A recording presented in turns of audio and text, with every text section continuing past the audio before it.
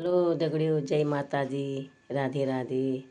देखो ये अब मैंने नहा लिया 5:30 बजे। आज हुआ 5:30 बजे स्नान, नहीं तो 5 बजे हो जाता है। आज संडे छो ना, संडे तो हम नहा धो आयल छे दगड़ियों। अब ये सब तैयारी चल गया हमारी। आलू परोठ बना रहा आज। ये चटनी खीनियो चाहिए, ये सलाद है चुचुंदर, ये सब सलाद उगर चाहिए, ये सलाद है। और ये दूध आज सब उमल गया हमारी, ये भैंसा दूध यो। आलू परोठ बनौला आज। बड़ा मजा आल खान में आलू परोठन में। आलू माले गाजर हलवा ले बनौल लगियो। ये गाजर ले सही लगी दगड़ियो। ये गाजर वाला हलवा बनौले, ये कोरन सा है जी दगड़ियो।